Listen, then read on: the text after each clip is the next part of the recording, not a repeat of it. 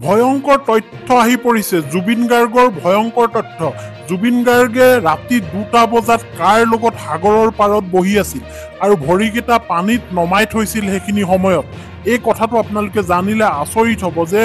জুবিন গাৰ্গে ভৰিকেইটা পানীত নমাই থৈছিল আৰু সাগৰৰ পাৰত কাৰ হৈতে আচলতে সেইখিনি সময়ত সময় কটাই আছিল এই গোটেইখিনি কথা আৰু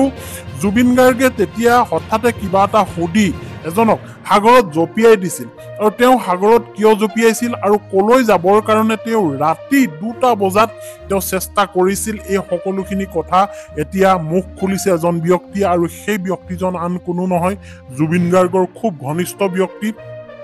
এই ভয়ংকৰ খবৰটো এতিয়া আহি পৰিছে জুবিন গাৰ্গে মাজৰাতি কিয় সাগৰত এনেকৈ বহি আছিল আৰু মাজৰাতি 2টা বজাত গভীৰ ৰাতি জয়াল ৰাতি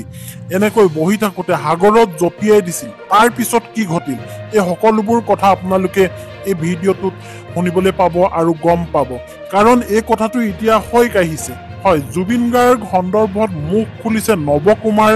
হয় নৱমেধিয়ে হয় নৱমেধি হৈছে তেওঁৰ সাউণ্ড ইঞ্জিনিয়াৰ মায়াবিনী গীতটোৰ যিজন সাউণ্ড ইঞ্জিনিয়াৰ আছিল নৱমেধি তেওঁ এতিয়া মুখ খুলিছে জুবিন গাৰ্গে সেইখিনি সময়ত সাগৰত কাৰ লগত বহি আছিল জয়াল ৰাতি 2টা বজাত সাগৰৰ পাৰত এই কথাটো ভাবি এতিয়া আমাৰ শিল্পীজনৰ অনুৰাগীসকলে আচলতে ভয় খাই গৈছে এই গোটেই কথাখিনি আপোনালোকে ভিডিঅ'টোত গম পাব কিন্তু জুবিন গাৰ্গ সাগৰৰ প্ৰতি তেওঁ খুব ভাল পাইছিল আৰু জুবিন গাৰ্গে সাগৰত বহি ভৰিকেইটা পানীত নমাই থৈছিল নমাই থোৱাৰ পিছত হঠাতে তেওঁ কেং বুলি এজনক সম্বোধন কৰি কেঙক সুধিছিল যে এফালে কলৈ যায় ডুবাইলৈ যায় নেকি ডুবাইৰ পৰাই তেনেহ'লে পাক এটা মাৰি আহোগৈ বুলি পানীত জঁপিয়াই দিছিল সেইখিনি সময়ত জুবিন গাৰ্গে আৰু জুবিন গাৰ্গে পানীত জঁপিয়াই সাঁতুৰিবলৈ বিচাৰিছিল আৰু তাত উপস্থিত থকা এই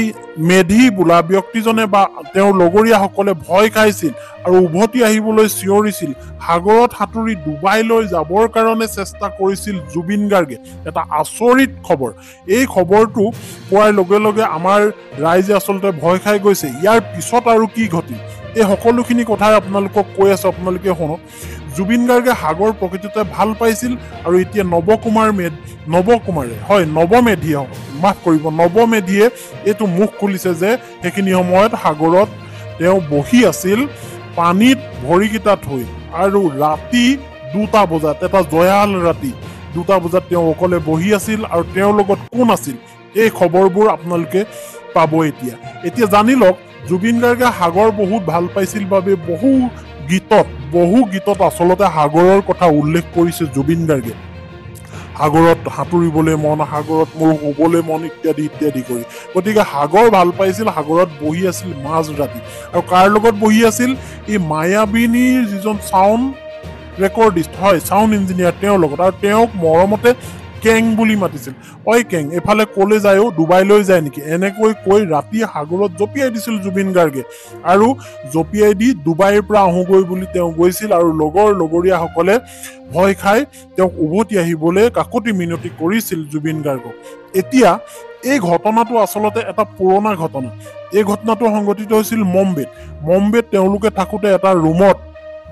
আৰু ষ্টুডিঅ'ৰ কাম কৰিবলৈ মুম্বাইলৈ যায় আৰু মুম্বাইত তেওঁলোকে বিভিন্ন স্থানত পিকনিক কৰে মাজে মাজে গৈ বিভিন্ন স্থান আৰু সেইদিনা তেওঁলোকে পিকনিক কৰিবলৈ সাগৰৰ পাৰলৈ গৈছিল আৰু সাগৰৰ পাৰত ৰাতি তেওঁলোকে কটাইছিল আৰু কটাওঁতে তেওঁলোকে বহি যেতিয়া কথা পাতি আছিল ভৰিকেইটা জুবিন গাৰ্গৰ সাগৰৰ পানীত আছিল আৰু বহি কথা পাতি আছিল তেনেকুৱাতে জুবিন গাৰ্গে ক'লে যে এইফালে কলে যায় কেং এই বুলি সুধিলে ডুবাইলৈ যায় নেকি তেনেহ'লে ডুবাইৰ পৰাই আহোগৈ বুলি জুবিন গাৰ্গে জঁপিয়াই দিছিল এই ৰাতি জয়াল ৰাতি 2টা বজাত জঁপিয়াই দিছিল আৰু জঁপিয়াই তেওঁ ডুবাইলৈ যাবলৈ চেষ্টা কৰিছিল এটা অসাধাৰণ কথা আৰু সকলোৰে কাকতি মিনতিত অৱশেষত জুবিন গাৰ্গ ঘূৰি আহিল আৰু তেওঁক ষ্টুডিঅ'লৈ লৈ অহা হ'ল গতিকে নৱমেধিয়ে ক'ব বিচাৰে তেওঁৰ বন্ধু তেওঁৰ সাউণ্ড ইঞ্জিনিয়াৰজনে ক'ব বিচাৰে যে জুবিন গাৰ্গৰ সঁচাকৈ দুৰ্বলতা আছিল সাগৰৰ প্ৰতি ঠিক আছে দিয়ক খবৰটো পাই আপোনালোকৰ ভাল লাগিল নিশ্চয় পুৰণি কথা এটা জানি এনেবোৰ ভিডিঅ'ৰ বাবে ছাবস্ক্ৰাইব কৰি ৰাখক চেনেলটো